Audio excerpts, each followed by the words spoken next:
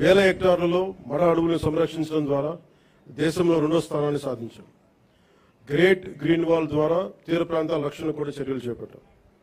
మానవ వన్యప్రాణి సంఘర్షణ తగ్గించేందుకు హనుమాన్ అనే కార్యక్రమాన్ని తీసుకొచ్చి 100కి పైగా వాహనాలతో అత్యవసర స్పందన వ్యవస్థను ఏర్పాటు చేశాం. కుంకి ఏనుగుల ద్వారా 15కు పైగా ఆపరేషన్లు విజయవంతంగా నిర్వహించాం. ఎర్రచందనం అక్రమ రవాణాపై కఠిన చర్యలు తీసుకుంటూ దాదాపు 100 మెట్రిక్ టన్నుల ఎర్రచందనాన్ని స్వాధీనం చేసుకుని 242 కేసులను నమోదు చేసి 494 మందిని అరెస్ట్ చేయడం జరిగింది. కేసులో 95% కన్విక్షన్ రేట్ సాధించగలిగాం. అటవీ భూ ఆక్రమణ చర్యలు తీసుకొని దాదాపు 10,506 హెక్టార్ల అటవీ భూమిని తిరిగి ఎన్డీఏ ప్రభుత్వం స్వాధీనం చేసుకుంది. రైతు సంక్షేమానికి ప్రాధాన్యత ఇస్తూ పీఎం కిసాన్, అన్నదాత సుఖీభవ పథకాల ద్వారా సుమారు 47 లక్షల రైతు కుటుంబాలకు ఏడాది 3,125 కోట్లతో ఒక్కొక్క రైతు కుటుంబానికి 20,000 సాగు సాయం అందిస్తా ఉన్నాం. ఆదాయ పౌర సరఫరాల శాఖ ద్వారా రైతులు పండించిన ధాన్యాన్ని మద్దతు ధరకు కొనుగోలు చేశాం. గత ఖరీఫ్ సీజన్లో 1.82 కోటి 82 లక్షల మంది రైతుల నుంచి 48.70 లక్షల మెట్రిక్ టన్నుల ధాన్యాన్ని కొనుగోలు చేశాం. కొనుగోలు చేసిన ధాన్యానికి సంబంధించిన 11,556 కోట్లని 48 గంటల్లోనే రైతుల ఖాతాల్లో జమ చేయిస్తాం. రబీ సీజన్లో మరో 6,037 కోట్ల విలువైన ధాన్యాన్ని సేకరించాం. గతంలో అగ్రికల్చర్ మార్కెటింగ్ కమిటీల ద్వారా రైతుల నుంచి సెస్ వసూలు చేసిన ఆ నిధుల్ని చాలా అవసరమైన డొంక రోడ్ల నిర్మాణానికి గత ప్రభుత్వం వినియోగించలేదు. కానీ కూటమి ప్రభుత్వం విబి జీరాంజీ పథకం ద్వారా 10,000 కిలోమీటర్ల డొంక రోడ్ల నిర్మాణానికి శ్రీకారం చుట్టబోతా ఉంది.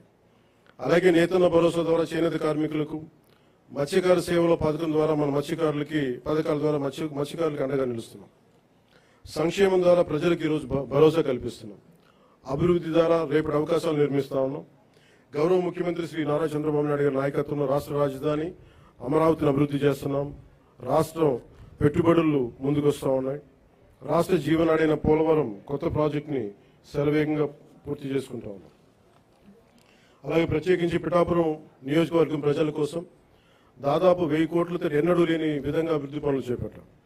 ఇందులో Uppada sea protection wall, roads, drains, తాగునీటి వస్తువులు, రైల్వే ఓవర్ బ్రిడ్జ్, రైల్వే స్టేషన్ల ఆధునీకరణ, 100 పడకల ఆసుపత్రి, దేవాలయాల అభివృద్ధి, నగరవనం, చెరువుల పునరుద్ధరణ వంటి కీలక పనులు ఉన్నాయి.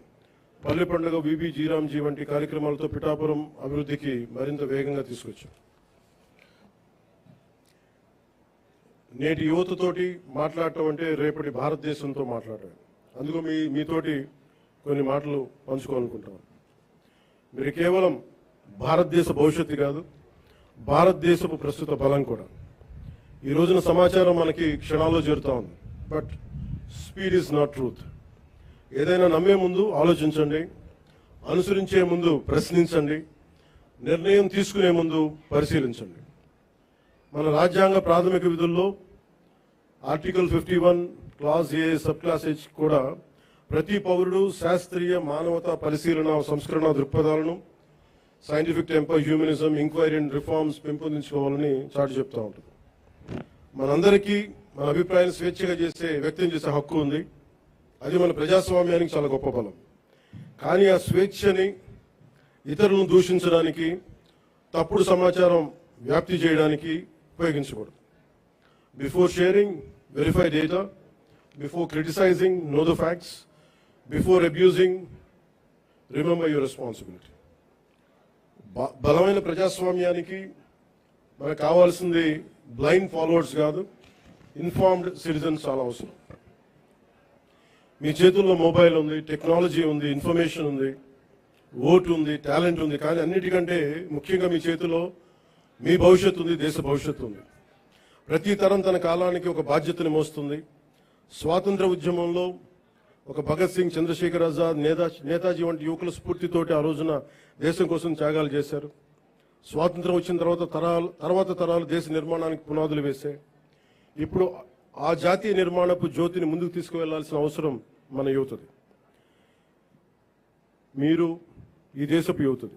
మీ ఆలోచన స్వేచ్ఛగా ఉండాలి, అన్యాయంపై అసహనం ఉండాలి, మార్పు తీసుకురావాలని తపన ఉండాలి. ప్రభుత్వాన్ని ప్రశ్నించండి, విధానాలను విమర్శించండి, నిరసన తెలియజేయండి. కానీ మీ కోపాన్ని విధ్వంసంగా కాకుండా నిర్మాణాత్మక శక్తిగా మార్చండి.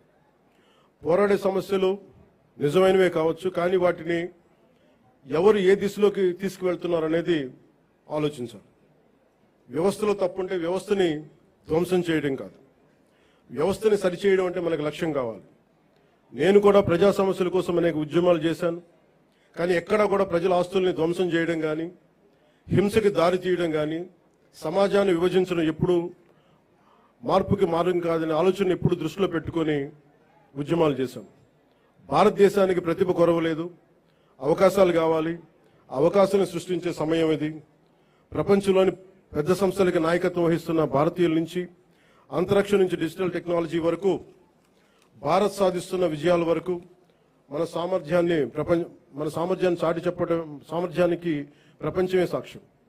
కాబట్టి యువతకి నా పిలుపు ఒకటే: డబ్బుకి మీ ఓటు నమ్ముకోకండి, తప్పుడు సమాచారానికి మీ ఆలోచన నమ్ముకోకండి, ద్వేషానికి మీ భవిష్యత్తును అప్పగించకండి. ప్రశ్నించే యువత కావాలి, పరిష్కారం చూపే యువత కావాలి, అవకాశాలు సృష్టించే యువత కావాలి, భారతదేశాన్ని నడిపించే యువత కావాలి.